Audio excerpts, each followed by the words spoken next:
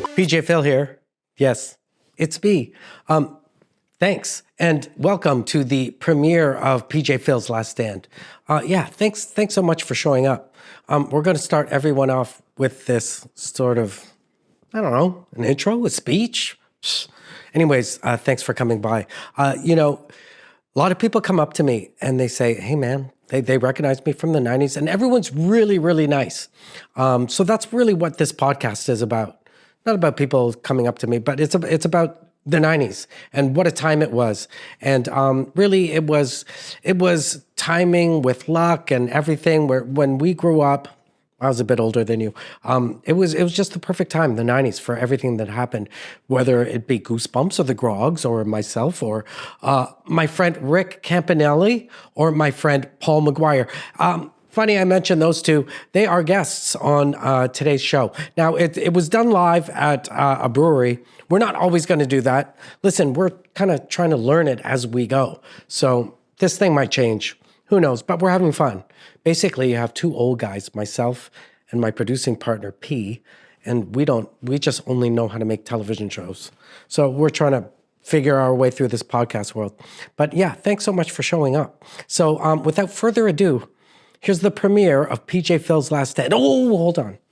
And really the narrative of this is, it's about, we're all older. Remember, this show is about you guys that watched me in the 90s. So this is for you guys, and it's not really for anyone else. They can go listen to, the young millennials have other places to go, but this is for us. So I'm going to be talking to 90s people, celebrities, whatever, musicians, people that helped shape the 90s, and really get some stories, because the same thing happened to me. I disappeared. Where was I? What did I do?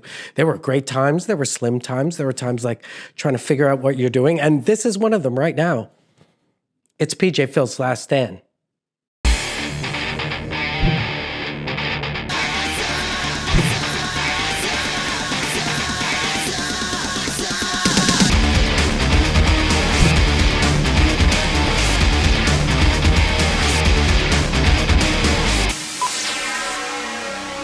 How you doing?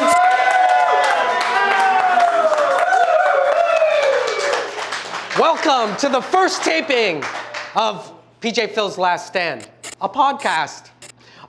We have some people here today that probably the reason why you went home from school and watched music videos or maybe watched some cartoons. My name's Phil Guerrero. I'm better known as PJ Phil. I worked out of a little office in Liberty Village, 64 Jefferson Avenue. And that's where YTV was. Now it's the Zoomer building.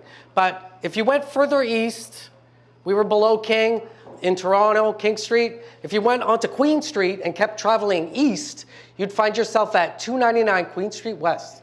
And there was a cat, a cool dude, and his name was Rick the Temp, and he was one of the biggest VJs, and that's our guest. Rick, come on down here. There he is, oh yeah.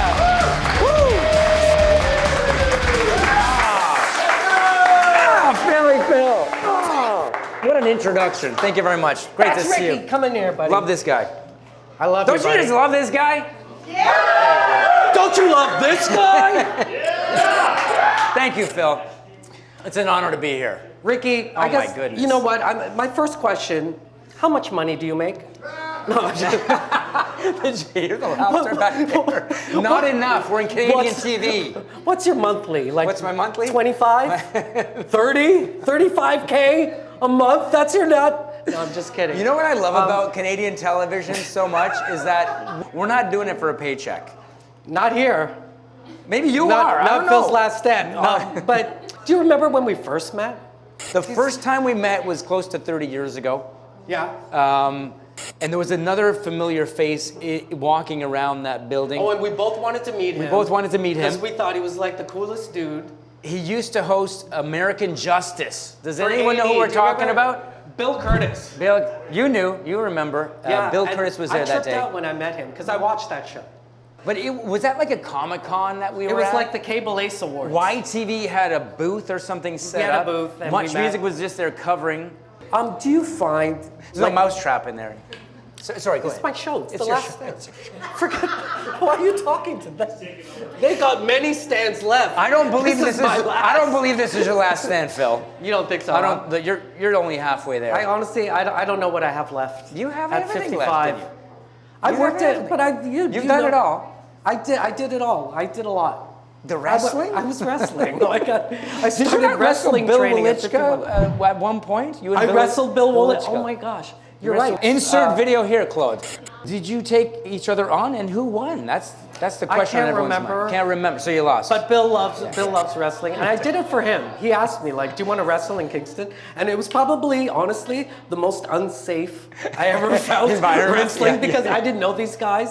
And then I was like, they're throwing you around. well, you're planning the match before, and Yeah. the guy's like, show me on a video what that move you want me to do is. I was like, you don't know. It's choreographed, right? The danger's real, but the story is figured out between Sure. you and the enemy. Sure. Beforehand. Yeah. I don't mean to blow it. They call it kayfabe. It's 2026. We can give it away. like, Yeah. One of my best, They figured it out by now. Yeah, right, with all those reality shows.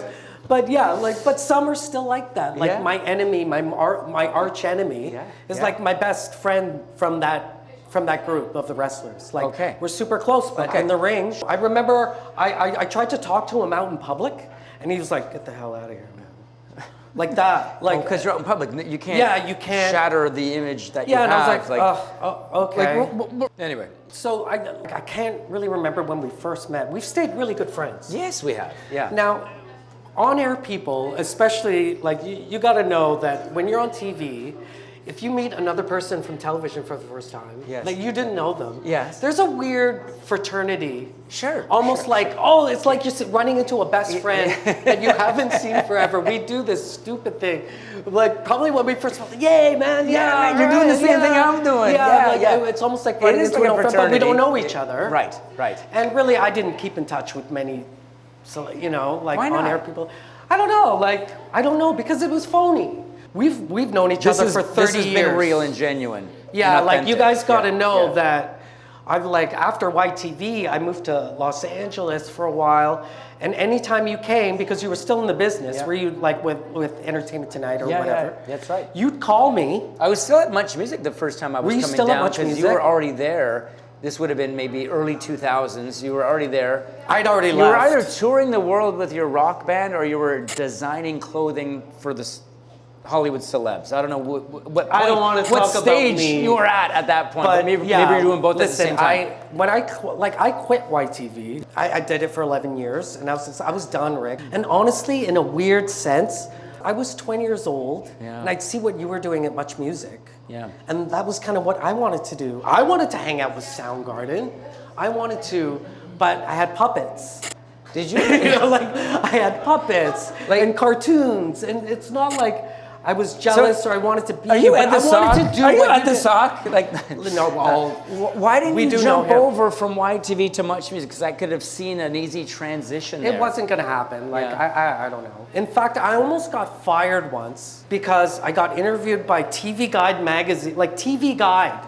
And I thought they were talking about recipes and stuff. And then off the cuff, she asked me, like, what in the media world, do you think is doing something really cool? And I said Moses Neimer. Yeah, now this sure. I didn't think it was part of the interview. And then it got published. And boy, I remember, quote from my producer, well, the shit really hit the fan this morning with Dale Taylor. Dale Taylor was the vice president of programming and production. Right. Who was not even my boss's boss. And I got in big trouble.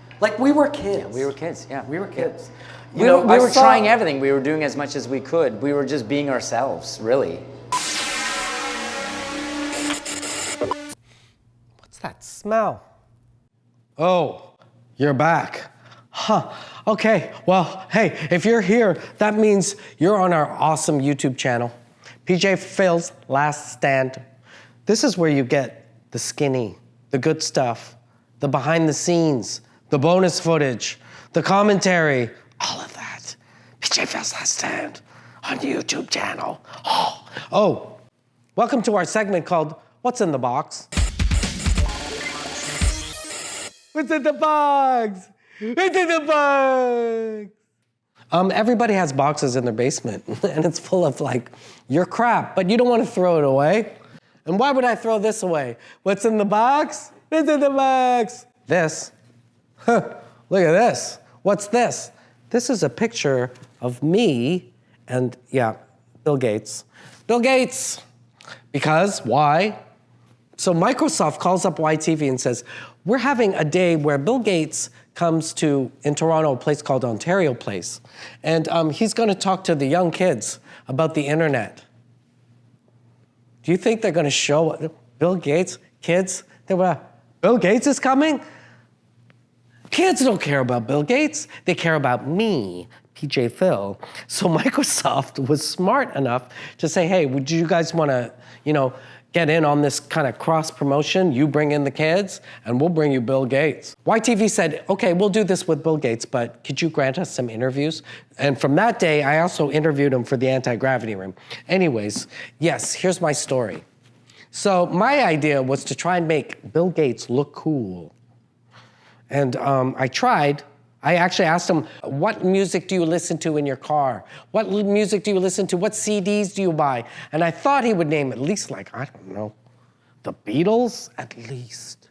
No, he says, he brings the mic to us. Let me reenact it. Let me reenact it for you. So Bill, what kind of CDs do you have in your car? Well, I have show tunes. Show tunes? I'm trying to help you out, Bill. Show tunes. Oh my gosh. The Demon Barber of Fleet Street. The Demon Barber of Fleet Street. Bill, I tried, buddy. I tried. And that was your segment called What's in the Box? What's in the Box has stories. What's in the box? Don't forget to tune into our YouTube channel, PJ Phil's Last Stand. The Demon Barber of Fleet Street. The Demon Barber of Fleet Street.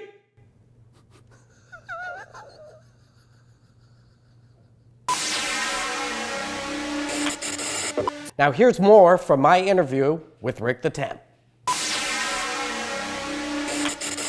I saw you posted the other day, because your book's coming out, yes, and you're kind of reminiscing about yes, the beginning. Yes. I saw that shot. I've never seen it. No. When you first started. That was my first minute, my first few minutes on live. So you won? I was a phys ed grad. I was going to be a teacher, follow in my older siblings' footsteps of teaching or some sort of therapy, because I took phys ed in school, so I had physiotherapy. So that was the plan? That was the plan. I win this contest. I drive that car that I won into the parking lot of Much Music. My foot is entering the door of this magical TV wonderland, and I fall in love with it. So you must have wanted to do that. I was an avid viewer of Much Music when I was a kid. I watched Steve Anthony, Erica M, now, Michael Williams all the time. You love music, or at first, did you say I could do that? I'd like to do that. At first, it was the music video. What? There's pictures to go along with the audio in a song. I love this. And then, as I started watching the music videos, I loved what the VJs were doing in between all the videos. Steve and Erica and J.D. Roberts and Christopher First Ward. generation. That was the first, they were the OGs, and they were entertaining as all hell. So it was the best of both worlds. It's music video, and it's all these personalities doing their thing, entertaining. So I would watch Much religiously. After coming home from school, I wouldn't do my homework right away. My parents, you done your homework yet? No, I'm watching Steve Anthony. I'm watching Much Music. I'm watching the latest video from Duran Duran. And I fell in love with it then. What year did you start? So Much started in '84. I was already watching music video shows before Much started. Whether but this it was video we're talking about when you started working the job. That was 1994. That was the summer of '94. I didn't realize how much after me you started. I started in 1990, 89. Yeah. At YTV. Yeah. Oh wow, you were already 89. like a pro. Yes. I was very much. I didn't know you started that early either. Jeez, okay. Yeah, I started early. So I gotta ask, did you know about me? You weren't watching YTV, did you? I Did you never. watch? Did you watch? Yeah, no. I once I got onto Much Music, I was obviously watching the So you competition. didn't. You didn't watch me, or Well, I was too busy watching Much Music. Right. But as I entered Much Music and became familiar with TV, I started watching what everyone else was doing, because we're all peers. We're the in a way fraternity, colleagues, right? the fraternity. It's so weird. I tuned in to watch what you guys were doing, maybe to get some ideas. But you had zero TV experience. I had zero TV experience. Did they just throw you in and like, here's some Well, cameras? here's the and, deal. With like, the what were you thinking? Well, like, I don't know. With what that the fuck I'm doing. contest, which was called the Temp contest, you got to work behind the scenes for the summer. So my taste was the 2 months of 1994, July and August. I was doing all the jobs that nobody wanted to do, running to fetch coffee, drinks, whatever, So it was like rewinding that at tapes first. back then. I was doing all the jobs that everyone said no to. But I was learning about the business at the same time. TV and this whole world with cameras and audio and producers and directors, that was all new to me, and I was so fascinated by it all. And it only lasted 2 months, and then they sent me back to Hamilton. But I knew in those 2 months that I got a taste of it, and I wanted to do this for the rest of my life. So I kept banging down their doors and calling them up. What's the next job you have for me? I'll do whatever it takes. Volunteer. And I was doing a lot of volunteering for a while until my first paid job came up. And that It's weird, I don't know this stuff about you. No? We've known each other Yeah. for 30 years. I've never told you this. No, but Yeah. we did have conversations like that. That's what that fraternity is like. You sort of... Well, I didn't know you started at YTV in 1990. Exactly. Like we talk about, you're talking about that first generation of VJs and stuff, and they were the first ones. But I have to say, your era, they call it the franchise era, right? Like the 90s was it. If you look at the life of Much Music, if you're going to choose 84 to, I put it in around 2015. They're still doing their thing these days. But the era it's was a social the 90s, media approach, dude. but yeah, it was the 90s. Think about it. Like, I remember seeing that. You guys would, and I I remember thinking, I'd love to do that when you'd open your doors and there was a huge crowd. And then, You would have been so good at it. You would have been so good at it. Well, I tried it. We sort of, I feel like Did you ever audition We got, no. to be a VJ? No? No, I was already working. Yeah. I feel like we got Much Music scraps. Don't you think Phil would have been so good as a Much Music VJ? He would. There you go. It's never too late. They're still doing their thing on TikTok. Great. Great. Coming up next, Soundgarden. There you go. Dumb. Did you guys ever throw to music videos on YTV? You did a lot of that too, Yeah, didn't you? I tried. There was some crossover. You put some like music as much videos as it was television stuff, like kids stuff. Sometimes we had like music. Like I interviewed Aerosmith, like on the odd time. Yeah, you did. But it was more sparse, right? There was mostly kids stuff. It was sparse for you guys at YTV, whereas Much Music, we'd have a couple bands coming in every day. Like a million people through. Performing, interviewing them. You had Smashing Pumpkins. It was a magical I had time. the Smashing Pumpkins guitar player when he started his own band, and James then he'd come Iha. through. Yeah, you did. Yeah, like it was like that. It was always like that. That's so cool. I didn't though. have Van Halen, but when Sammy Hagar got kicked off of Van Halen, he came to see us. So it was like it was always a scrap. That's Like still we huge, got your though. tables, we got Much Music. You got our scraps. Musical table scraps. I got to tell you, when Sammy Hagar came in from Van Halen, Tony Bennett was in at the same time. Tony Bennett was at YTV? Yeah, I know, right? Like, do you remember this? Tony Bennett? Ashna, No. PJ Ashna interviewed Tony Bennett. Sammy Hagar wanted to meet Tony Bennett, and they wouldn't let him. Well, I'd love to say hi to Tony. And they're Tony's like, people wouldn't let Sammy Hagar meet Tony Bennett. Really? Yeah. Stop. One of those. Okay, this is the part of the podcast. I like to call this, Where Was I? After I left YTV, you guys really didn't know what I did. And this is where I get to let you in my life a little bit. And I don't like that. I'm Generation X. We're private. And in case you want to know, sometimes I like to drink just this much water with a few ice cubes.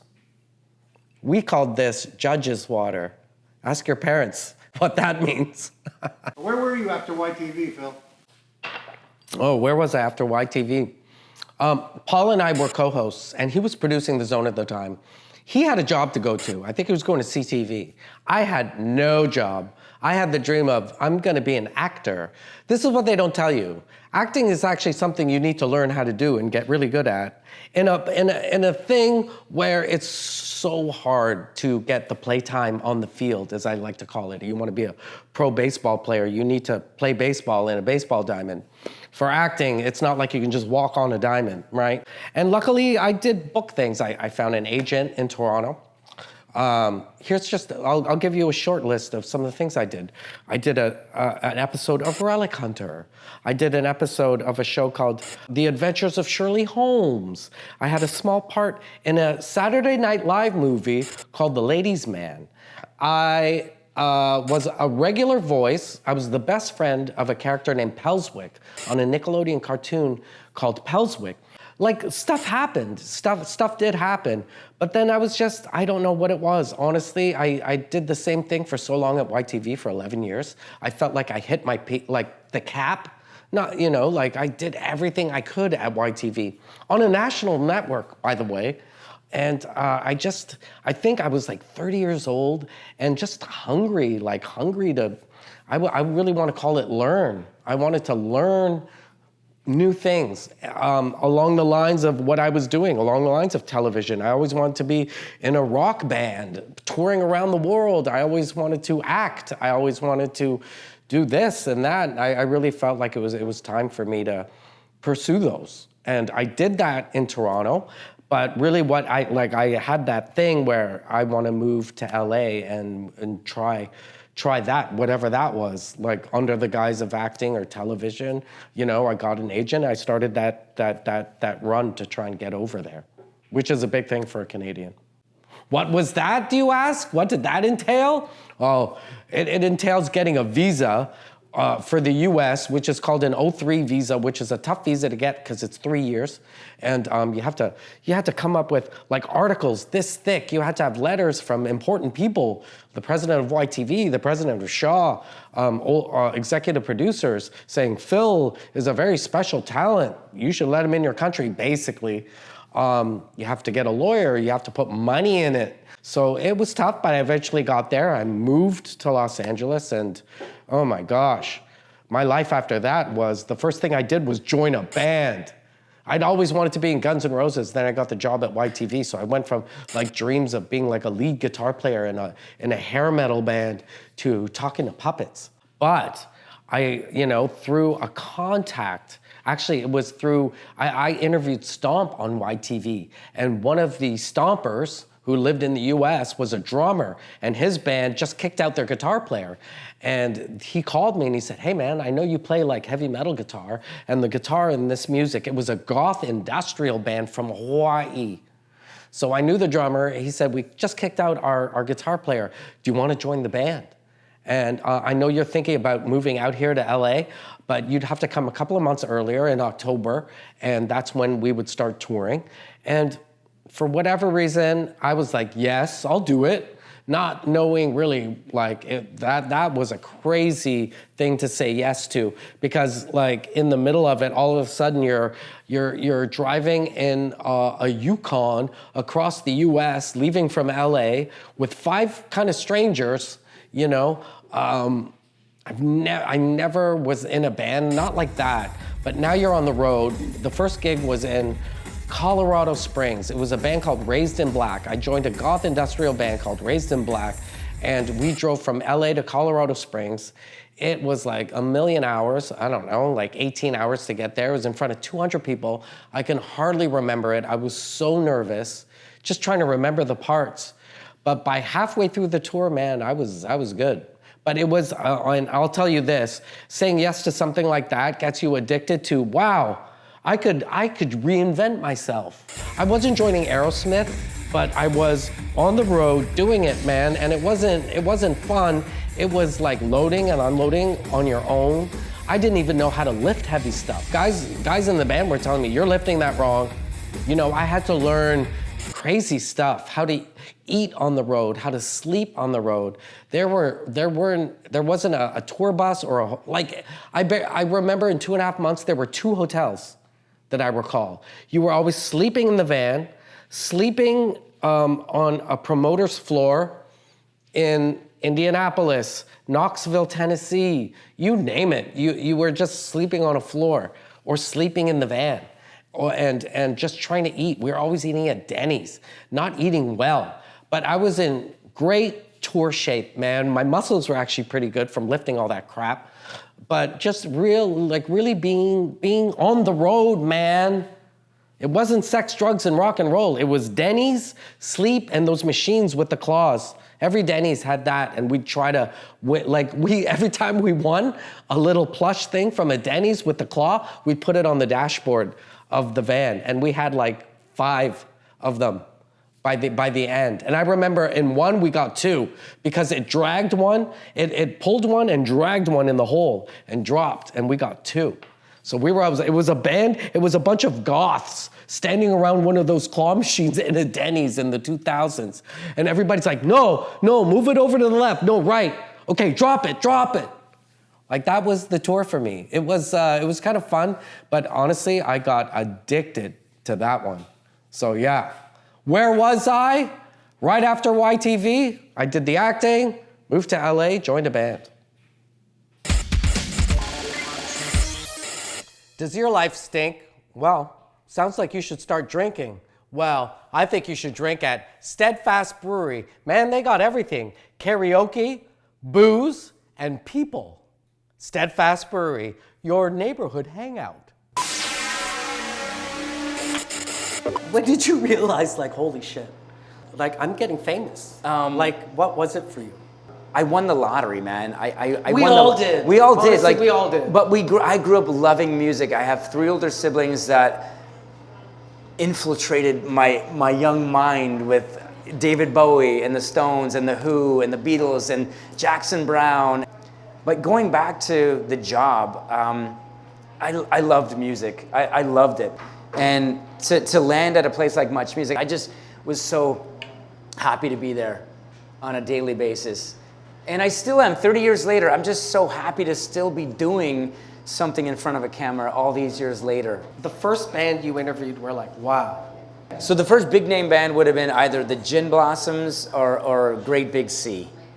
You know, and interviewing Alan Doyle and the guys in Great Big Sea, he's super nice, that guy. He's super nice. We've interviewed him, and all the guys in that band. He wanted to hang out. Yeah. Did he do that wanted to you? Hang out. Oh boy, you gotta give us a call. We'll drink and we'll but I was still to this day, Alan Doyle is that same way, and he overly friendly, but he's genuine. He's from the East Coast.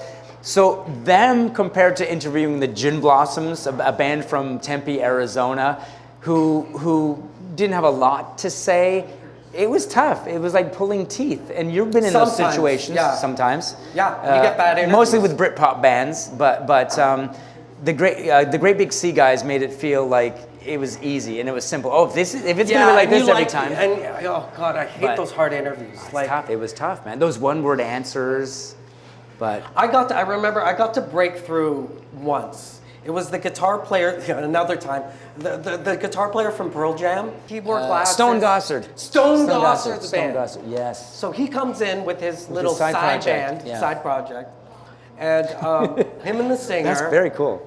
But the thing is, they came in like this. Yeah. You know this? Like the too cool for school attitude? Yeah, like that. But then, and I feel it because we're a kids network. Like, at least you're Much Music. So they can feel like we should be here. They could be rock stars and portray that, But for a kids station... I almost felt like they were like, what are we doing here? Right? So they had this. Yeah. But at the time I did an impersonation of Paul Stanley from Kiss. That wasn't mine. It was our buddy Joel, a producer, Joel. You did an impression of Paul Stanley? It wasn't, the interview wasn't going well. You gotta give it to us now. The interview wasn't going well. It was like, and I didn't know what to do. Like, they seemed disinterested. And I out of nowhere, I said, do you want to see my Kiss impression? And they're like, please. Like that, please. They're probably thinking you're going to stick your tongue out like Gene Simmons, but you did Paul Stanley. I did Paul Stanley. So here we go. This is what Paul I did. Stanley. Let's see what if you think this is funny. Do you want to see my Kiss impression? I do. Yeah, we do. Paul Stanley. I used to be out there where you are. Then you brought me up here. Do you want me to come down there and sing where you are? which is like sort of so good, so good. it was like they fucking started. They love that. Dying. You broke the ice with that. And you see them go like this to this. Yeah. You should have opened the interview with Paul Stanley. Did you have any moments like that where you're able to break through one of these tough fucking You know interviews? what? Most of the time at Much Music, in the green room, we would go meet the artist Oh, the before we pre- went yeah, live. yeah. I Most had of the that time. too, but Most you of the time. knew, like, this is not gonna go well. Sometimes you didn't, though. I remember there were a bunch of bands that we were meeting them for the first time when we called them down to the environment. You know, System of a The Down. environment. Well, the environment. That's what I love it. The I remember that. That's what Moses the Much was. environment. So, but you try to break the ice right away with people that you're just meeting for the first time. You want to get them on your side. You want them to open up and tell me your stories. I met Paul Stanley I should have done 2 that. weeks ago for the first time at the Grammy Awards. Over here? Over here. I've been a member of the Kiss Army since 1977. You do love music. I love music, and I met Kiss. I met Paul Stanley for the first. I met Gene Simmons before, but meeting Paul Stanley, and I told him the story of how my older brothers went to Maple Leaf Gardens to see the Dynasty tour. Late 70s. I wanted to go. I was 7 years old. Oh. My parents wouldn't let me go see Kiss when I was 7 years old. I don't blame them. I don't blame them at all. But my two older brothers got to go. I was And that would have been- yeah, I was that was so the time jealous. too, That right? was the time, man. So I told Paul Stanley this story. What? And he goes, they're your super parents nice. didn't let you go? But you turned out okay, didn't you? I go, That's yeah, what he says. not bad, yeah. I can't remember. Did you leave or what happened? I'm going to give you the story right now. Just like you, I spent 11 years at Much Music. You spent 11 years at YTV. It's the 11-year itch. I don't know what it is. It's the 11-year itch. What year are we talking? We're talking 'Cause I'd like to remember where I was. 2005. So I didn't even live here anymore. You were already gone. I was gone. I already had my first son, Noah, was born. We roll around to the spring of 2005, and my boss comes to me saying, so what do you want to do next? Like, What does that mean? So that means, are you looking for other jobs? I hope you are, because we're going to replace you very soon. Yeah, what do you want to do next? What was happening? Like they were changing. When you start having babies as a Much Music VJ, Was you're that getting it? too old. Well, they're hiring babies to be VJs. They're hiring young kids. So you think that they and were you just know like, it's your time time's done. when you're not talking about music anymore and you're talking about a reality pop show that everyone wants to see. Is no longer talking about the latest Green Day video or the Chili Peppers video. We're talking about the real world and all these shows that are becoming popular, and there's nothing against those shows. Like, those were popular at the time, and kids were getting into those shows. But I signed up for the music. I wanted to play music. I wanted to interview bands, talk to music video directors, and that wasn't happening anymore in the mid 2005 era. It was changing. It wasn't like the mid 90s anymore. And especially wasn't like the mid 80s anymore when they first started. So it's like an incompatibility issue? Like what? I guess you can say that. But you know what? I agreed with my boss. I said, yeah, it's time that I start. They gave me the push that I needed to get out. But then there was this new show that was starting up in Canada, the arm of the granddaddy of all the entertainment shows. Tonight Canada. Entertainment Tonight Canada started, and the executive producer reached out to me. He loved the way I worked the red carpet, I guess. I don't know. How long did you have a period of unemployment, or did this pretty much just happen? I did my first assignment for ET Canada, still under contract with Much Music. Don't tell So anybody. you didn't have a lean time. I say goodbye on a Thursday or Friday, and I go to New York the next day to interview Alicia Keys on ET Canada's dime. Now, that interview wouldn't have been showed until a couple weeks later, but I didn't have any time off. Nor Okay, did so I you want went time right off. there. That's I good. went right there. I did a bunch of auditions months prior because I knew I was leaving Much Music and I didn't know what the next step was right away. So I did a ton of auditions for CBC, CMT, the A Channel, but I landed with ET Canada. That's weird. Yeah. I mean, I left. And that's when I started visiting you in LA. Yeah. And I brought my little baby with me one time. One time. Here we go. Rick. One time. Came to LA with your wife at the time, your first wife, and wife. baby Noah. You were off working, and I went to go see Kim. And I was working. I took his newborn baby and his wife out walking near like Skid Row in downtown Los Angeles. How dare you pushing take a my baby down in Skid Row, Los She wanted to go. He took him into Skid Row in Los Angeles. They were in good hands. And you know why? Because you were familiar with that area. We made it back safe. They made it back alive. They made it back safe. There you go. Right. Okay, now you're an entertainment reporter. And how's that different from Much? Kind of the same, but it was totally different in the fact that it was all pre-taped. You know, Much Music is all live. So moving to ET Canada is not only not live, it's taped, and they're making me wear suits. So I'm wearing suits. Can I ask? I used to wear baggy pants, a hat that's turned around backwards, and like shirts, and like, be you. And be me. And now I've got to be Mary Hart or John Tesh from ET. Yeah, Much was loose. Yes. Ours was loose. Yes, loose. When I look back at the stuff we did, you would never be able to do this anymore. No. Like, oh no. My bosses, I'd have a 7-minute segment. They didn't know what I was going to do, and I didn't know what I was going to do because we'd have to do 5 or 6 a day. I didn't have writers or anything. You didn't plan things in advance? Dude, it was like we would be in a hard count to live. Like, okay, you're live in 5, 4, and I would talk to the puppet. Like, what do you want to talk about? Like, new movies? I would talk to them. All right, we're back. Hey, did you see any movies? And then I just let it go from there. There was a lot of time. Off the cuff, yeah. You could never do that anymore. That's what makes live TV so magical. And that's what I think people miss. But you could never do that anymore. I think you're right. The country. Unfortunately, we don't see that much anymore. You're right.